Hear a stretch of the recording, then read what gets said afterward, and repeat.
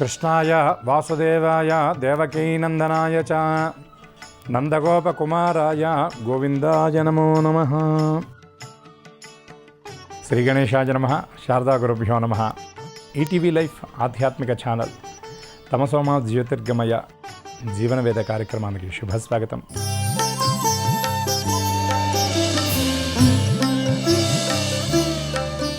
మానవ జన్మ తరించడం కోసం నిర్గుణోపాసన చాలా సులభమైనటువంటి మార్గం కాదది. అందుకని నిర్గుణోపాసన పొందడం కోసం ముందు సగుణోపాసన చేయాలి. కాబట్టి నిర్గుణ పరబ్రహ్మ అయినటువంటి పరమాత్మ సగుణ సాకార రూపంగా అనేక దేవాలయాలలో క్షేత్రాలలో ఆవిర్భవించడం జరిగింది.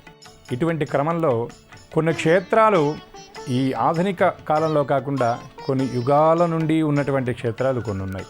అటువంటి వాటిల్లో చాలా విశిష్టమైనటువంటి క్షేత్రం ఒకటి ఉన్నది. ఈ ఆషాఢమాసంలో తప్పకుండా చెప్పుకోవలసినటువంటి మహత్యం ఆ క్షేత్రానికి. అలాగే ఇంకొక ప్రధానమైనటువంటి విషయం కూడా చెప్పుకోవాలి. మానవ జీవితం తరించడం కోసం జీవితకాలంలో చేయవలసినటువంటి కొన్ని పనులు ఉన్నాయి. అటువంటి వాటిల్లో గంగా స్నానము, కాశీయాత్ర, ఆ విశ్వేశ్వరుడి దర్శనం. ఎందుకంటే ఒక మాట చెప్తారు సంప్రదాయంలో, అసారే ఖలు సంసారే సారమేత చతుష్టయః కాశీనివాస సతాం సంగో గంగాంభు శంభు దర్శనం అని. ఏమాత్రం సారం లేనటువంటి ఈ జీవితంలో 4 విశిష్టమైనటువంటి ప్రక్రియలు ఉన్నాయి.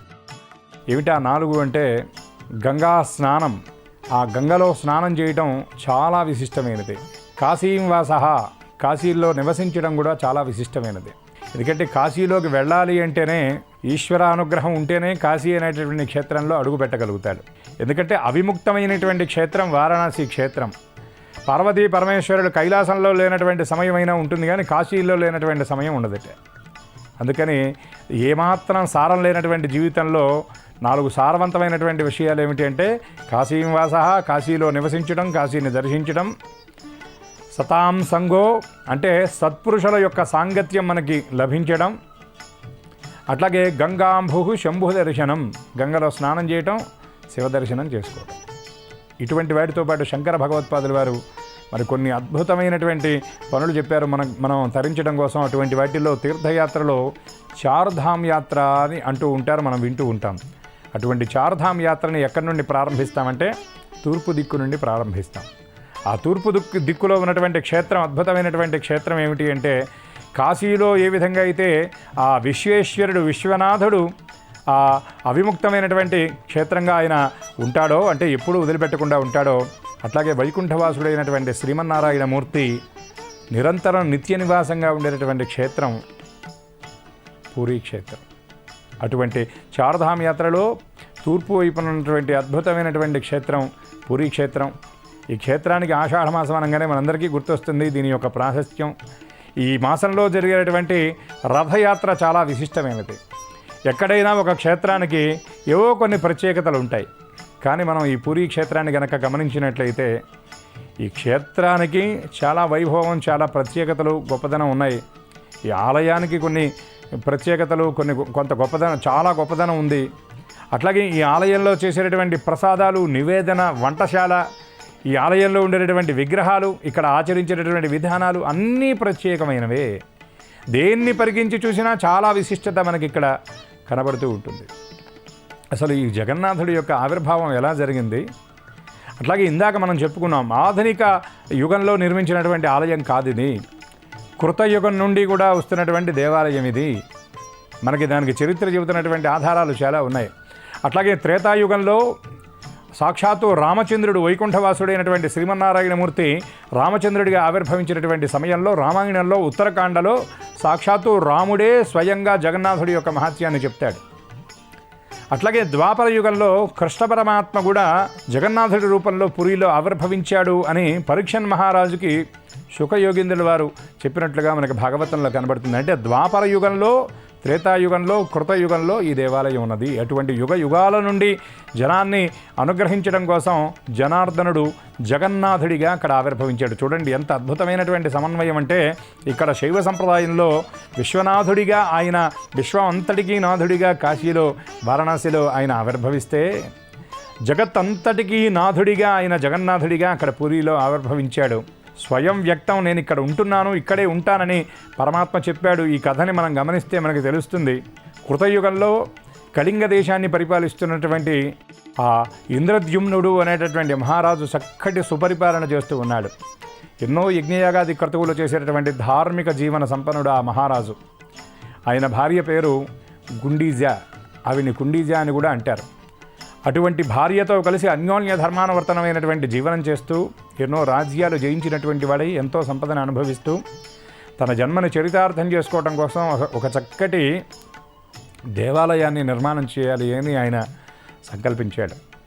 కానీ ఆ దేవాలయం ఎలా ఉండాలి అంటే చరిత్రలో ఎవరూ నిర్మించినటువంటి దేవాలయం కాకూడదు, కొన్ని యుగాల పాటు ఆ దేవాలయం అలాగే కొనసాగాలి, ఆచంద్రతారార్కం ఆ దేవాలయం విలసిల్లాలి, ఆ క్షేత్రం కోరిన భక్తుల పాలిట కొంగు బంగారంగా ఉండాలి అని భావించి సాక్షాత్తు భగవంతుడినే అక్కడ కూర్చోబెట్టాలి, విగ్రహ రూపంలో కాదు అని ఆయన భావన చేశాడు. చేసి నిత్యం భగవంతుడి కోసం ఆయన ప్రార్థన చేసేటటువంటి వాడు. ఎప్పుడైనా మన మనస్సులో ఒక చక్కటి సంకల్పం ఉంటే ఆ సంకల్పం కనుక వజ్ర సంకల్పం అయితే, సంకల్ప శుద్ధి ఉంటే సంకల్ప సిద్ధి అనేది చాలా తప్పకుండా జరుగుతుంది అని పెద్దలు చెబుతున్నటువంటి మాట. అటువంటి సంకల్పంతో ఆ మహారాజు ఉన్నాడు కాబట్టి ఒకనాడు ఆ మహారాజు కలలోకి విష్ణుమూర్తి స్వప్న సాక్షాత్కారాన్ని అనుగ్రహించి నీలాచలం అనేటటువంటి ప్రదేశంలో నీలమాధవుడిగా నేను కొలువై ఉన్నాను, అక్కడ నీవు దేవాలయం నిర్మాణం చేయమని ఆయన ఆదేశించాడు. రాజుగారు స్వప్నం నుండి మేల్కొన్నారు. ఉదయం అయిన తర్వాత తన పరివారానంతటినీ పిలిపించాడు. అప్పటిదాకా ఎవరూ నీలాచలం అనే పేరు వినలేదు, నీలమాధవుడు అనేటటువంటి పేరు కూడా ఎక్కడా ఎవరు వినలేదు. కానీ వెళ్ళండి వెతకండి అని అందరినీ పంపించాడు. అందరూ వెళ్ళారు, వెతికేటటువంటి ప్రయత్నంలో ఉన్నారు.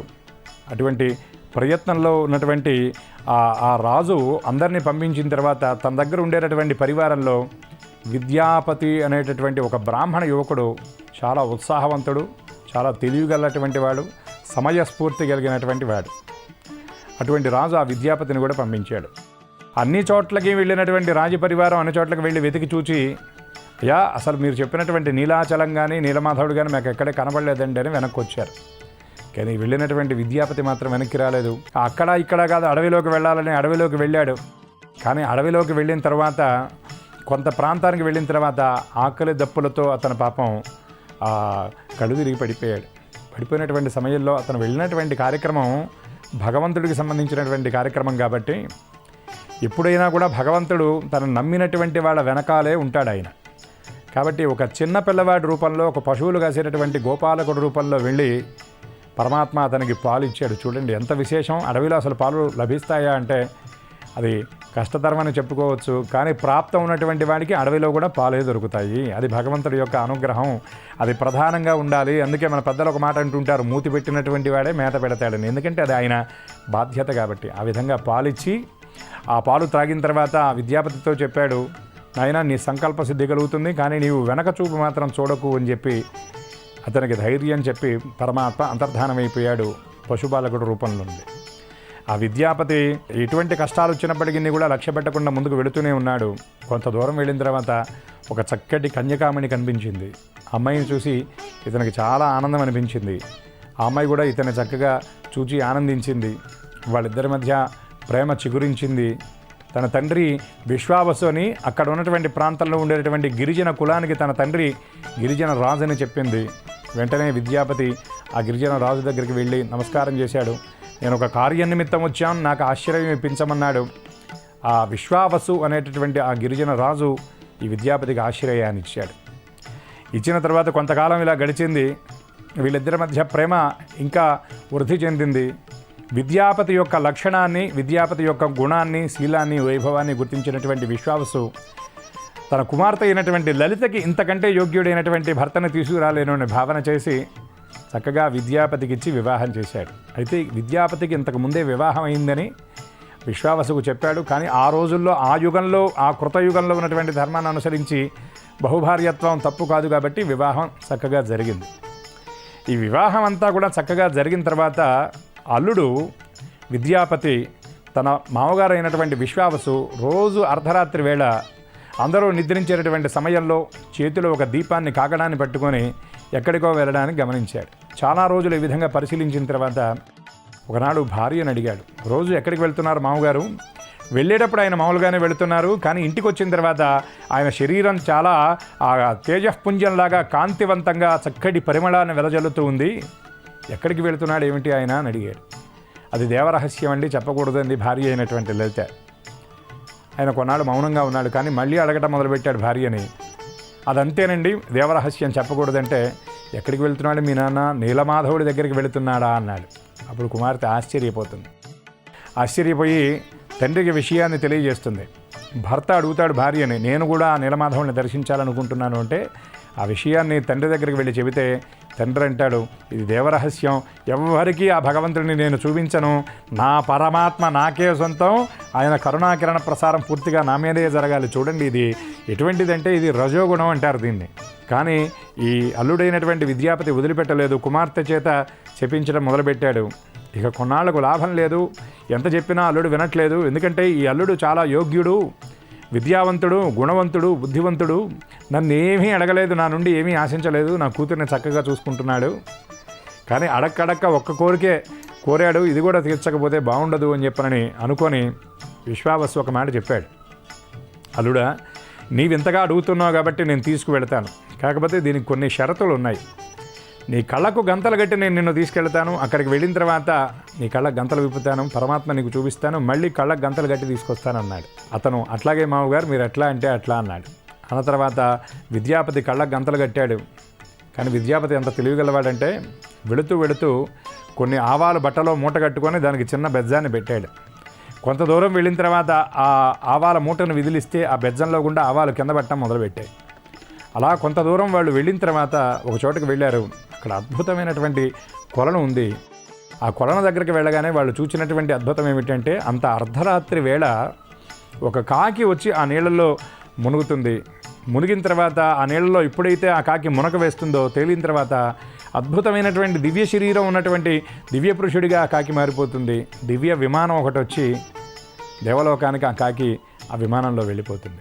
ఆహా, ఎంత అద్భుతమైనటువంటి సరస్సు అనుకున్నారు వాళ్ళిద్దరూ. ఇప్పటికి కూడా మనం పూరీ నగరంలో ఆ సరస్సుని మనం గమనించవచ్చు. అయితే దాని దేవాలయం వాళ్ళు మూసివేశారు.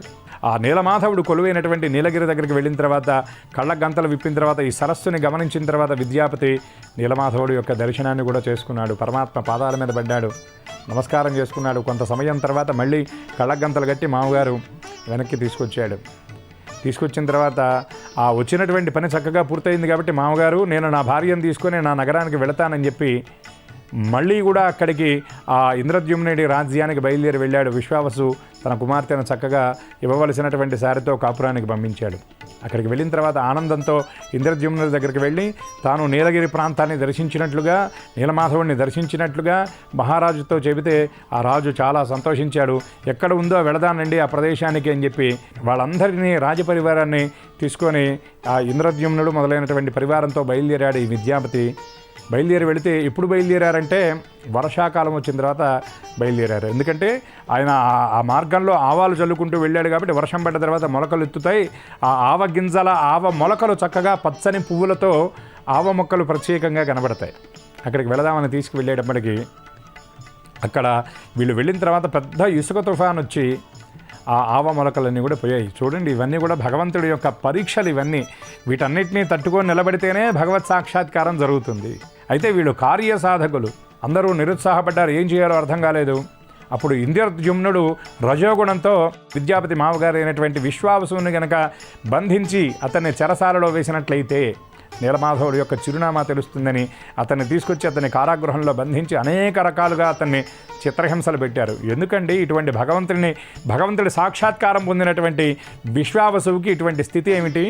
ఎందుకంటే ఇందాక మనం చెప్పుకున్నాం, విశ్వావసువు భగవంతుడి దర్శనం చేసుకుని వచ్చిన తర్వాత అతని శరీరం అంతా అద్భుతమైనటువంటి పరిమళాన్ని వెదజల్లుతూ కాంతిపుంజంలాగా ఉండేదట. ఏమిటి కారణం అంటే ఆయన ఆరాధన చేసిన తర్వాత భగవంతుడు రోజు ఆయన ఆలింగనం చేసుకునేటటువంటి వాట. అటువంటి భగవంతుడి శరీరానికి ఉన్నటువంటి సుగంధ పరిమళం ఆ పరమాత్మ యొక్క మేని తావి, అంటే శరీరం యొక్క వాసన ఇతని శరీరానికి అంటేదితే.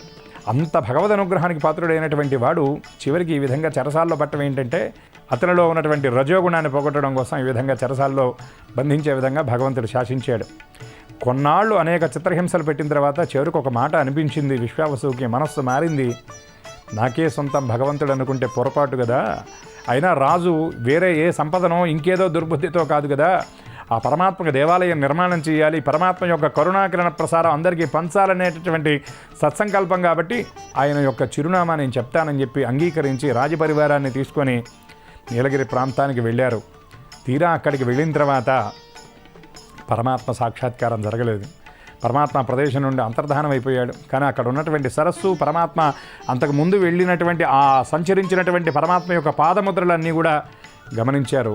ఇంద్రద్యుమ్నుడు ఎంతో బాధపడ్డాడు, ఏడ్చాడు. స్వామి, నీకు దేవాలయం నిర్మాణం చేయాలని సంకల్పించాను, నా సంకల్ప సిద్ధి కలిగేటటువంటి యోగ్యత ఉందా లేదా, నీ అనుగ్రహం నాకు కలుగుతుందా లేదా అని చాలా బాధపడ్డాడు. మళ్ళీ ఇంటికి చేరాడు. భగవంతుడి కోసం అనేకమైనటువంటి యజ్ఞయాగాది క్రతువులు మళ్ళీ జరిపించాడు. అప్పుడు ఇంద్రద్యుమ్నుడి యొక్క సంకల్ప సిద్ధి కోసం భగవానుడి యొక్క అనుగ్రహంతో మళ్ళీ స్వామి అశరీరవాణిని పలికించాడు. ఓ ఇంద్రద్యుమ్న, నీకు సమీపంలో ఉన్నటువంటి సముద్రంలో నది కలిసేటటువంటి సంగమ క్షేత్రం ఒకటి ఉన్నది. అక్కడికి కొన్ని ఆ వేప దుంగలు కొట్టుకొని వస్తాయి. వాటితో నా ప్రతిమలు తయారు చేయించు. ఇక్కడ నేనొక్కడిని ఉండడమే కాదు, నాతో పాటు జన్మించినటువంటి అంటే కృష్ణ పరమాత్మ యొక్క ఆ సోదరులుగా ఉన్నటువంటి ఎవరైతే బలరాముడు, సుభద్ర ఉన్నారో వాళ్ళు కూడా చూడండి. ఇక్కడ సమన్వయం మనం జాగ్రత్తగా వింటేనే అర్థమవుతుంది. ద్వాపర యుగంలో ఆవిర్భవించినటువంటి బలభద్రుడు, సుభద్ర కృతయుగంలోనే వాళ్ళు వ్యక్తమయ్యారు. ఇదంతా ఎట్లా అంటే పరమాత్మకు ముందరి దృష్టి ఉంటుంది కాబట్టి ఆయన ఈ రూపంలో మమ్మల్ని ఆరాధన చేయమని ఆయనే స్వయంగా చెప్పాడు. అక్కడ కృతయుగంలో ఉన్నటువంటి క్షేత్రం అది.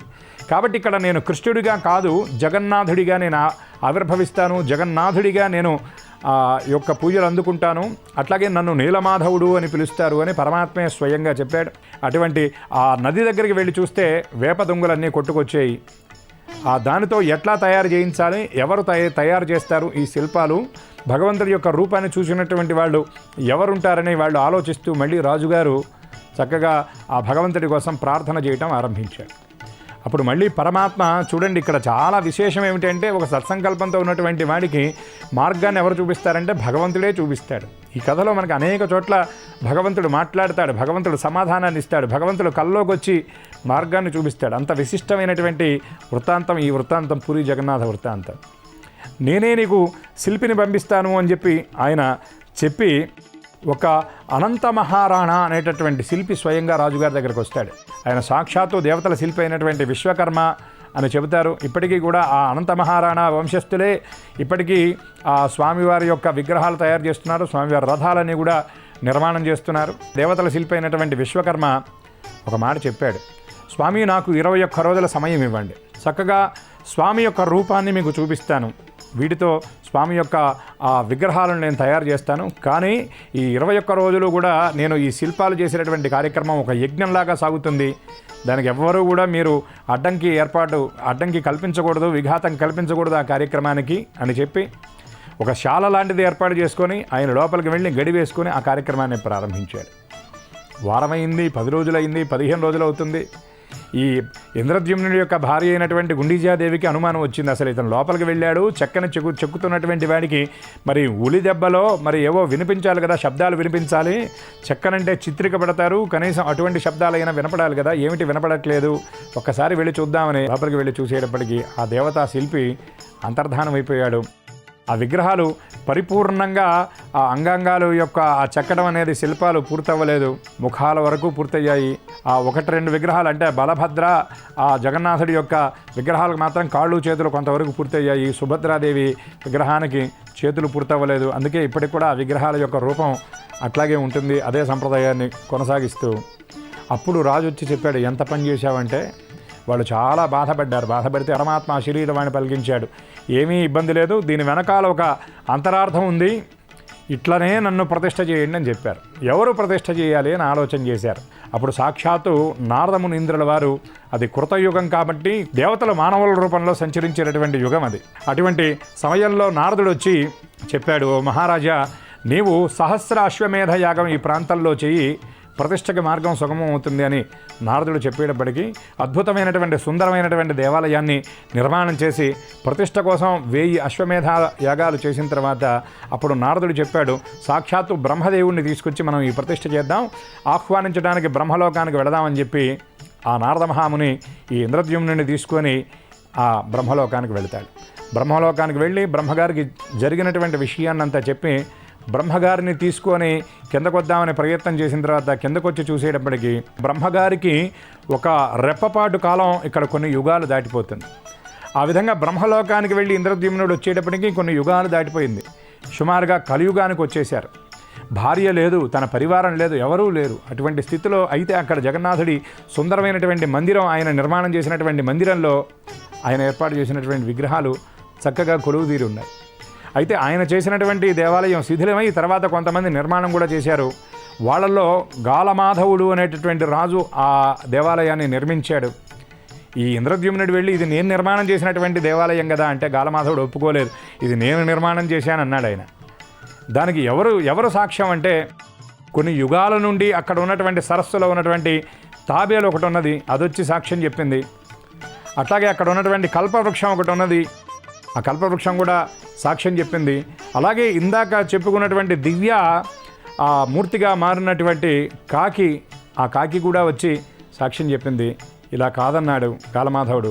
సాక్షాత్తు బ్రహ్మదేవుడే వచ్చి సాక్ష్యం చెప్పాడు, ఇది ఆయన నిర్మాణం చేసినటువంటి దేవాలయమే, నేనే వచ్చి ప్రతిష్ఠ చేశానని కూడా చెబితే అప్పుడు గాలమాధవుడు దాన్ని అంగీకరించాడు. జగన్నాథుడికి నేనేమీ చేయలేకపోయాను అని దుఃఖిస్తూ ఉన్నటువంటి సమయంలో సాక్షాత్తు జగన్నాథుడే వచ్చి చెప్పాడు, నీవేమీ ఈ విధంగా ఆలోచించవద్దు, నేను సాక్షాత్తు నీ బిడ్డగా ఆవిర్భవిస్తాను. 9 రోజుల పాటు నా రథయాత్ర నీవు అద్భుతంగా చెయ్యి, సంవత్సరంలో 9 రోజులు నేను నీ ఇంట్లో వచ్చి ఉంటాను. ఆ జగన్నాథుడి యొక్క ఆ రథయాత్ర అనేది ఏర్పాటు చేయడం జరిగింది. అందుకే గుండీజా అంటే సాక్షాత్తు పినతల్లితో సమానమని జగన్నాథుడు చెప్తాడు. అందుకే జగన్నాథుడి యొక్క ఆలయం నుండి 9 రోజుల పాటు గుండీజా మందిరానికి వెళ్ళి స్వామి అక్కడ బలభద్ర సుభద్రతో కలిసి ఆయన సేద తీరుతాడు. అయితే ఆయన భార్య అయినటువంటి లక్ష్మీదేవిని కూడా అక్కడ ప్రతిష్ఠ చేశారు. ఆ లక్ష్మీదేవితో లేకుండా ఆ అన్నతో చెల్లెలతో ఆయన వెళ్ళాడు కాబట్టి ఆవిడ ఆ గుండీజా మందిరం దగ్గరకు వచ్చి ఆవిడ అలిగి జగన్నాథుడి యొక్క రథాన్ని భిన్నం చేస్తుంది. దాన్ని హీరా పంచమి అనేటటువంటి పేరుతో చేస్తారు.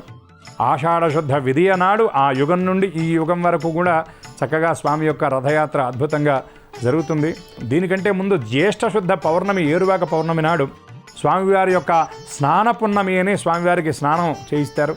అట్లాగే స్వామివారి విగ్రహాలు ఆ యుగం నుండి ఈ యుగం వరకు కూడా చెక్క విగ్రహాలే. స్వామివారి విగ్రహాలు కూడా ఇదే ప్రత్యేకత. స్వామివారి శిఖరం పైన ఉండేటటువంటి జెండాకి కూడా ఒక ప్రత్యేకత ఉంది. అది పైన సుదర్శన చక్రం పైన జెండా ఉంటుంది. ఆ జెండాకు ఉన్నటువంటి విశిష్టత ఏమిటంటే గాలికి ఎదురుగా ఆ జెండా ఎగురుతూ ఉంటుంది. అటువంటి జగన్నాథ రథయాత్ర అవకాశం ఉన్నటువంటి వాళ్ళు ప్రత్యక్షంగా వెళ్ళి వీక్షిస్తే రథస్థిత కేశవం దృష్ట్వా పునర్జన్మ నవిద్యతే అని 3 రథాలు ఏకకాలంలో అక్కడ ఊరేగుతాయి. తాళధ్వజం అని బలరాముడి యొక్క రథాన్ని అంటారు.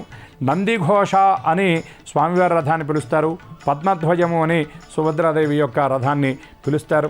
ఎక్కడా మూలమూర్తులు రథయాత్రకు రావటం మనం ఇంకెక్కడా చూడలేం, ఒక పూరిలోనే చూస్తాం. అటువంటి పరమాత్మ యొక్క దివ్యకృప అందరికీ పరిపూర్ణంగా ఉండాలి. నీలాచల నివాసాయ నిత్యాయ పరమాత్మనే సుభద్రా బలభద్రాభ్యాం జగన్నాథాయ మంగళం. స్వస్తి సర్వేషాం. ఈ కార్యక్రమాన్ని తిరిగి చూడాలనుకుంటే www.youtube.com/@ETV Life Spiritual లో చూడవచ్చు.